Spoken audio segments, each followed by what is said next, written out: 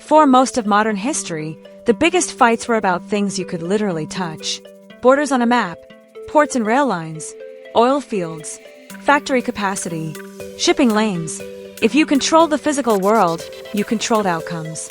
But something has been quietly shifting under the surface, and it's accelerating. The new competition isn't just about one resource, and it's not even about one breakthrough technology. It's about who can sense what's happening sooner, predict what comes next more accurately, and coordinate action faster than everyone else. That capability rests on something we're calling intelligence infrastructure. Not a buzzword, a national system for turning raw signals into decisions. And if you care about economic strength, geopolitical leverage, social stability, or just basic resilience in a volatile world, this is becoming the battleground.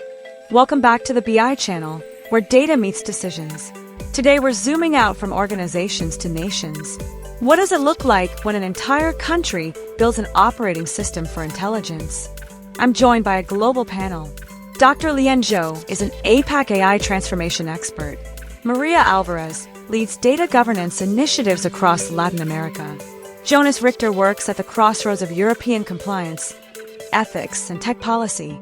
And Aidan Vox is an AI futurist and emerging tech analyst. All right, let's build the foundation first. When we say intelligence infrastructure at a national level, what are we actually talking about? Lian, if you had to explain it to someone totally outside data and AI, what is it? I usually describe it as a country's nervous system. It's the ability to notice what's changing in the environment and respond in a coordinated way. And by environment, I mean everything a modern state has to manage: the economy, supply chains, climate events, public health, and security threats. It's not enough to have data sitting in warehouses. The real difference is whether a nation can convert that data into shared awareness and coordinated action, continuously, not just when a crisis forces it. So the leap is from information to reflexes, like a national reaction time.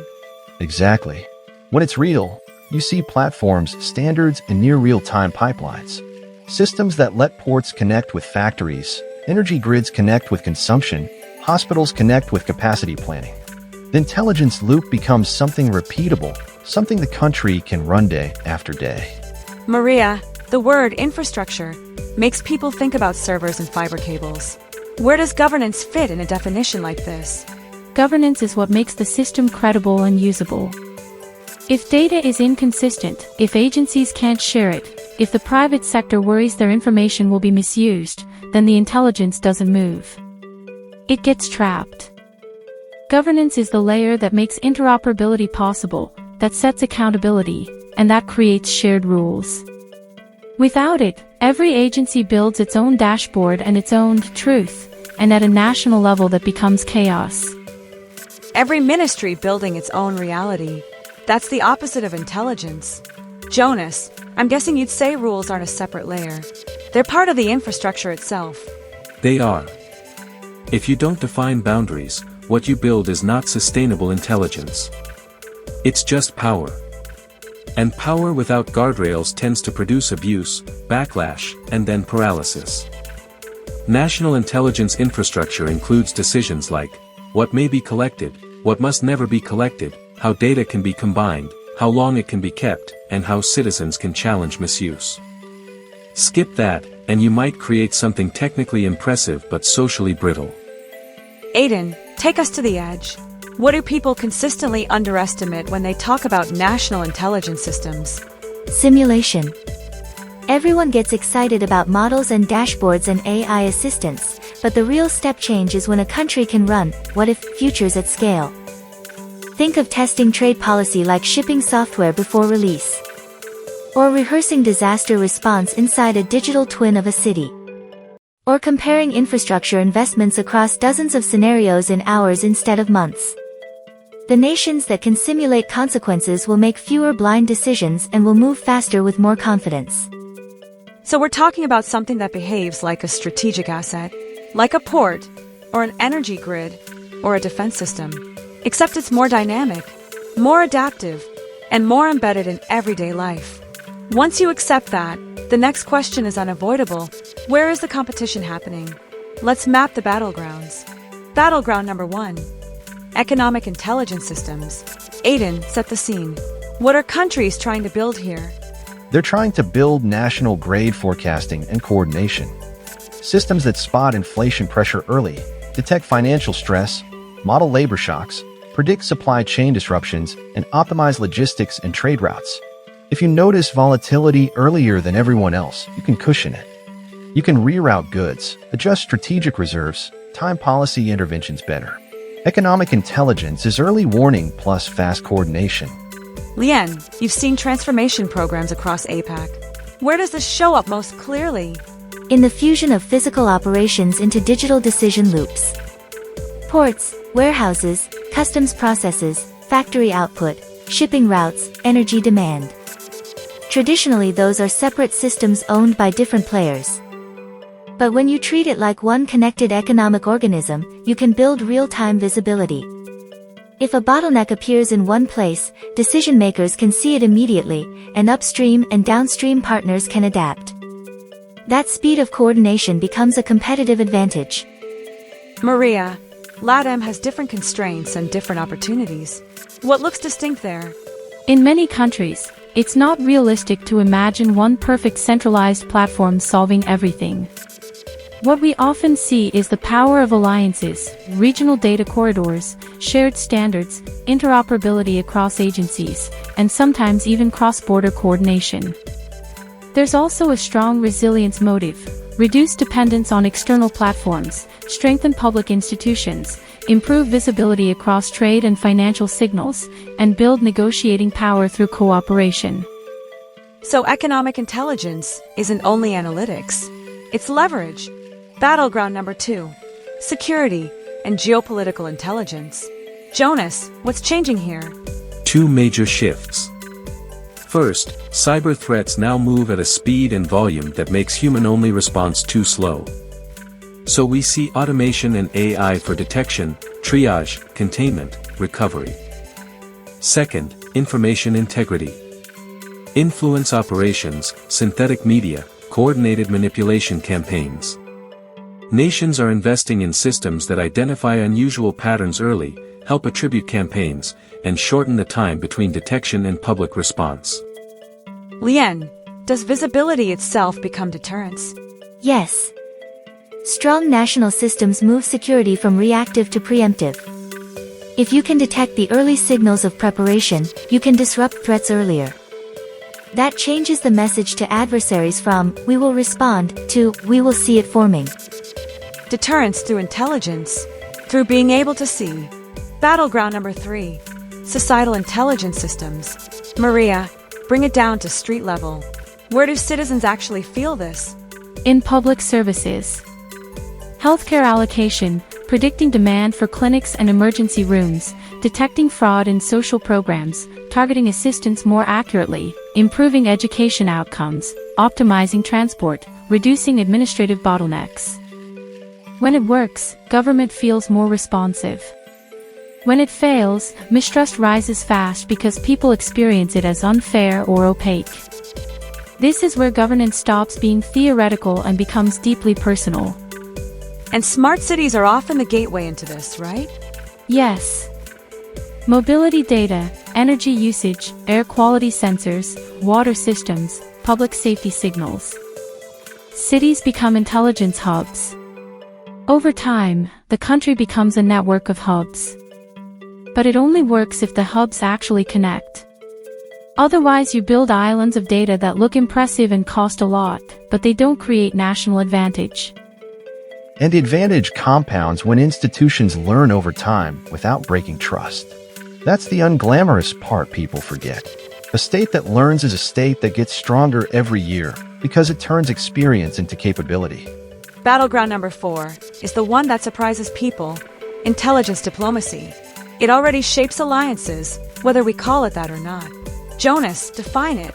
It's the idea that countries will negotiate not only trade and defense, but also agreements about data flows, model sharing, cross-border analytics, and joint monitoring systems.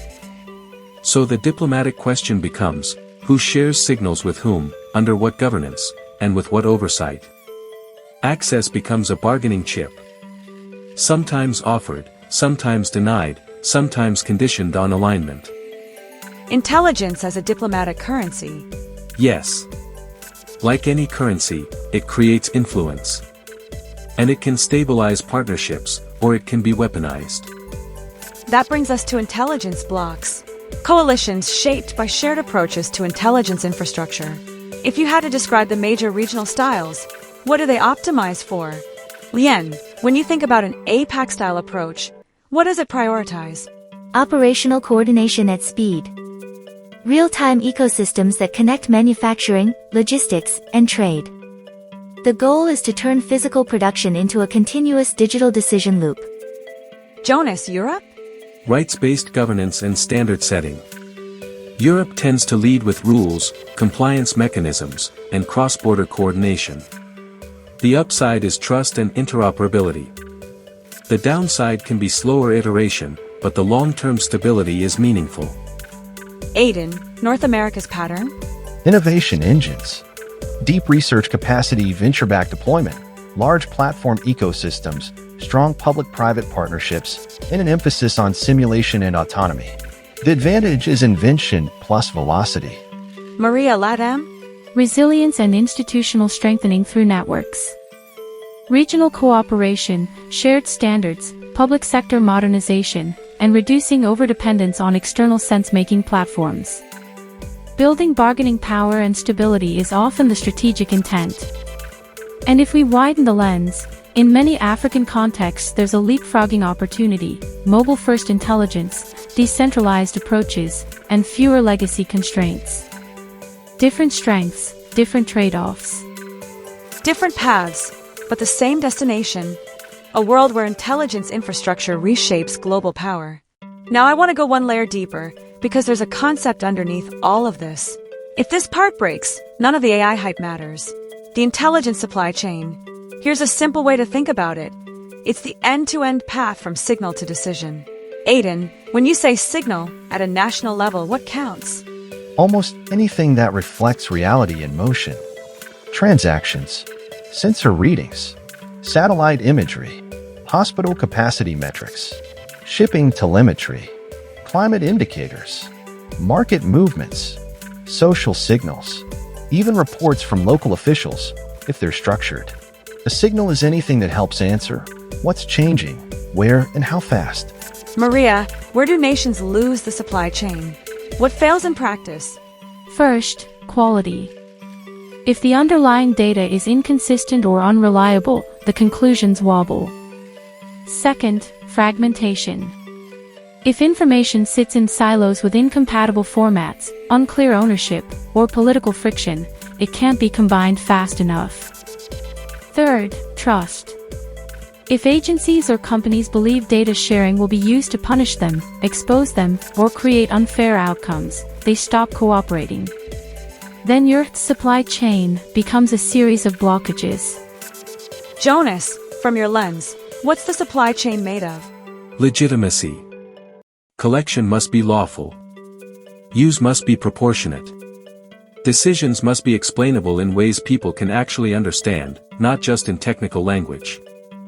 If citizens and businesses lose confidence that the system is fair, the pipeline loses its social license. And when that license erodes, you get resistance, lawsuits, political backlash, or quiet non-cooperation. It's not a technical outage, but it is absolutely a system failure. Lien, in actual crisis situations, what does a weak intelligence supply chain look like? Coordination collapses. You can have talented people and good tools, but if data can't move across agencies, or if leaders waste hours debating whose numbers are correct, you lose time. In emergencies, time is the one resource you can't buy back. I keep thinking about it like an oil pipeline, but for decisions. Control the flow, control outcomes. And if the pipeline runs through someone else's territory, you've got a strategic vulnerability. Foreign cloud dependencies, external platforms, imported models you can't audit fully. Even if nobody intends harm, your national priorities can get filtered through someone else's infrastructure. And the value of intelligence creates pressure to over-collect and over-centralize. That's why governance isn't a side project. It's stability infrastructure. Let's be direct about risk. What happens when nations don't build intelligence infrastructure well, or don't build it at all? Jonas, what breaks first? Defense against modern threats. Cyber attacks, data poisoning, model manipulation, coordinated influence campaigns. These move faster than traditional institutions. Weak intelligence infrastructure makes a country easier to target and slower to recover. Then legitimacy can break. If systems are opaque, biased, or coercive, people stop trusting institutions. And that becomes operational, compliance drops, cooperation decreases, and governing becomes more expensive and less effective. Competitiveness erodes too. Capital and talent gravitate toward places that can forecast risk, coordinate logistics, and modernize industry. If neighbors align on shared standards and you can't, you can get excluded from important economic and digital corridors. Resilience declines. Pandemics, supply chain breakdowns, climate events. These start as intelligence problems long before they become physical disasters. If you can't detect early signals and coordinate response, you absorb more damage and you recover slower. There's a sovereignty angle too. A country can have elections and institutions, but if its sense-making is effectively outsourced, decision-making gets constrained by what external systems can see, what they choose to share, and what their tools frame as reasonable options. So the failure mode is what we could call intelligence fragility.